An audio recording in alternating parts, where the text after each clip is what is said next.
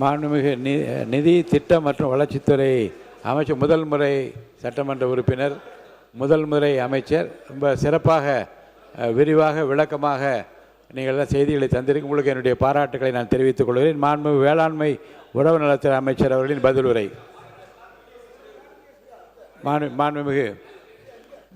மாண்புமிகு முன்னாள் முதலமைச்சர் எடப்பாடி கே பழனிசாமி அவர்கள். மாண்புமிகு பேரவைத் தலைவர்களே, நிதி அமைச்சர் நல்ல விளக்கத்தை கொடுத்தாரு. இந்த ஒரே ஒரு கிளாரிஃபிகேஷன். 2026-27 இடைக்கால பட்ஜெட்டில் சொந்த வரி ரூபாய் 2,29,579 கோடி. 2026-27 திருந்த பட்ஜெட்டில் சொந்த வரி ரூபாய் 2,26,740 கோடி. இப்பொழுது அவர்கள் தெரிவிக்கின்ற பொழுது 1020 கோடி வருவாய் அதிகமாக வந்திருக்குது. சரக்கு சேவை வரி, பதிவுத்துறை, கனிம வளம் போன்ற சீரமைப்புகளும் 15,000 கோடி கூடுதலாக சொல்கிறாரு. அப்படின்னா 2026 2,26,740 கோடியில் சுமார் 15,000 கோடி சேர்த்துனா திருத்த பட்ஜெட்டில் அதிகமாக வந்திருக்கணும். அதை நிதியமைச்சர் விளக்குனா சரியா இருக்கும். மாண்புமிகு நிதியமைச்சர். மாண்புமிகு பேரவைத் தலைவர் அவர்களே,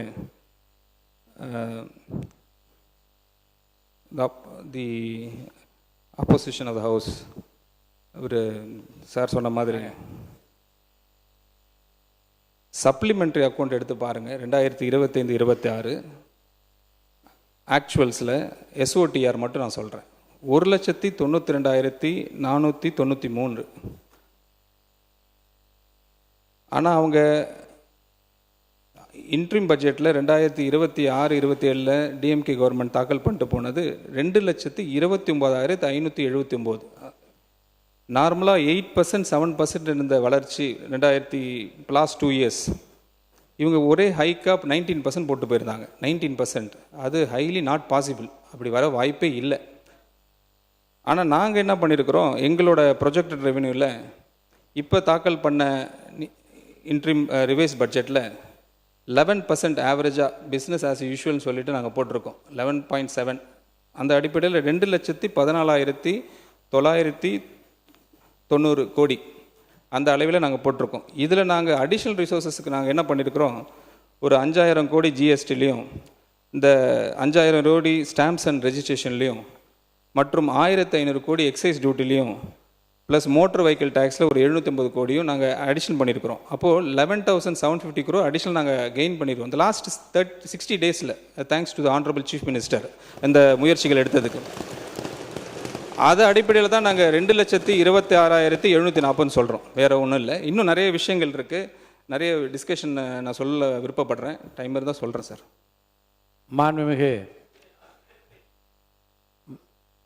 அமைச்சர். பேரவை தலைவர் அவர்களே, மாண்புமிகு நிதியமைச்சர் அவர்கள் பேசுகிற போது, போன வருஷத்தில் நீங்கள் ஆக்சுவல் எக்ஸ்பெண்டிச்சர் இதை வச்சிங்க, இதை வச்சு தான் நாங்கள் எங்களோட இதை கொண்டு வந்திருக்கோம்னு ஒரு இதை சொல்கிறாங்க. நீங்கள் எக்ஸ்பெண்டிச்சர் கம்மியாக இருக்கிறதுக்கு பல காரணங்கள் இருக்கலாம். பொதுவாகவே பட்ஜெட் நடைமுறைகளை நாம் அனைவரும் நன்றாக அறிவோம். ஒரு பட்ஜெட்டில் நம்ம இது இந்த வருஷத்துக்கு இது எஸ்டிமேட்டாக இருக்கலாம் என்று ஒரு காரணம் வரும். ஆனால் நடைமுறையில் அந்த பட்ஜெட்டில் வருகிற போது பல்வேறு காரணங்களால் அந்த திட்டத்திற்கான நிதி முழுமையாக செயல்படுத்த முடியாத ஒரு சூழ்நிலை ஏற்படக்கூடும். உதாரணத்துக்கு கேபிட்டல் எக்ஸ்பெண்டிச்சரை கூட சொன்னார். கேபிட்டல் எக்ஸ்பெண்டிச்சர் நீங்கள் இதை விட பண்ணலேன்னு. ஒரு வருஷத்தில் திராவிட முன்னேற்ற கழக ஆட்சி இருக்கும்போது பார்த்தீங்கன்னா தொடர்ச்சியாக நேஷனல் கெலாமிட்டி மாதிரி பல்வேறு இயற்கை இடர்பாடுக்கான சூழ்நிலைகள் தொடர்ச்சியாக வந்தது. சென்னை பெருவெள்ளம் வந்தது, அதே போல் தென் மாவட்டங்களில் பெருவெள்ளம் வந்தது. அப்போ கேபிட்டல் எக்ஸ்பெண்டிச்சர் பண்ணக்கூடிய சூழ்நிலைகளில் நம்ம பெரிய அளவில் நம்ம எக்ஸ்பெண்ட் பண்ண முடியாத ஒரு நிலை வரும்.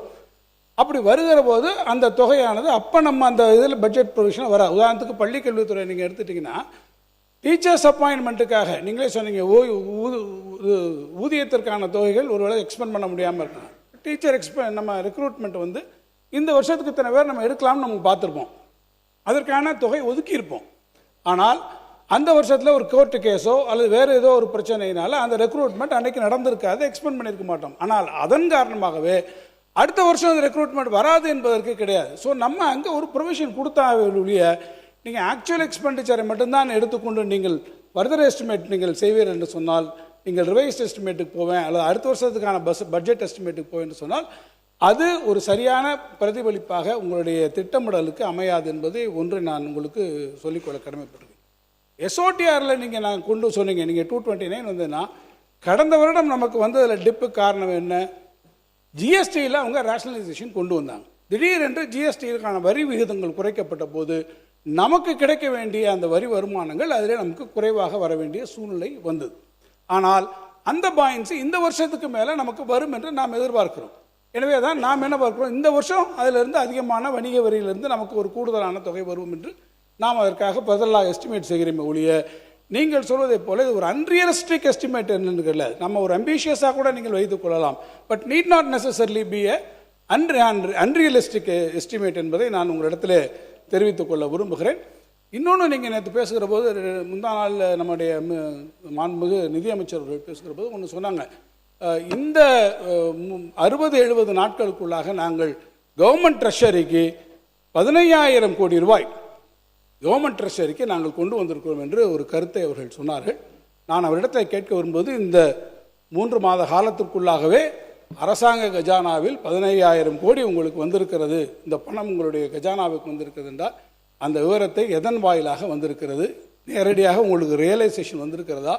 ஏன்னா அந்த 3 மாதத்தில் உங்களுக்கு 15,000 கோடி வருவதாக நீங்கள் சொல்லியிருக்கிறீர்கள். இன்னும் கூட சொல்ல வேண்டும் என்றால், உங்களுடைய திட்டங்களுக்கு நீங்கள் வரக்கூடிய நிதி என்பது இந்த அரசாங்கத்தினுடைய எஃபோர்ட்ஸ்னால் வரல, இது சென்ட்ரல் மத்திய ஒன்றிய அரசிலிருந்து உங்களுக்கு வரக்கூடிய அந்த கிராண்ட்ஸ் அண்ட் டிரான்ஸ்ஃபர்ஸில் விக்ஷித் பாரத்லேருந்து எவ்வளோ வருகிறது, ஒன்றிய அரசினுடைய திட்டங்களிலிருந்து எவ்வளோ உங்களுக்கு வருகின்ற நிதியை வைத்துத்தான் அதை நீங்கள் குறிப்பிட்டு சொல்கிறீர்கள் என்பதை நான் தெரிவித்துக் கொள்ள விரும்புகிறேன்.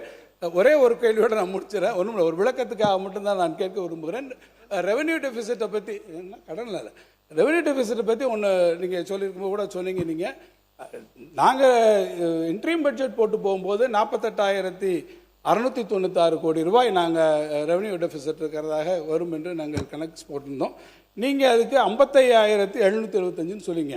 நாங்கள் 48,696 கோடி என்று நாங்கள் அந்த ரெவென்யூ டெபிசிட் வருகிற போது, இந்த ஓய்வூதிய திட்டம் டாப்ஸுக்காக இருக்கக்கூடிய அந்த 11,000 கோடியை நாங்கள் கணக்கில் எடுத்துக்கொண்ட பிறகு அதற்கு 48,696, நீங்கள் அந்த 11,000 கோடியும் இன்றைக்கு கன்வீனியண்ட்டாக அதிலிருந்து எடுத்திருக்கிறீர்கள். அதை எடுத்ததுக்கு பிறகும் கூட உங்களுடைய ரெவென்யூ டெபிசிட் 55,000 கோடி, ஏறத்தாழ 7,000 கோடி ரூபாய்க்கு மேலே அது வந்திருக்கிறது என்பதையும் நான் இந்த அவைக்கு சுட்டிக்காட்ட விரும்புகிறேன். மாண்புமிகு நிதி திட்டம் மற்றும் வளர்ச்சித்துறை அமைச்சர் அவர்கள்.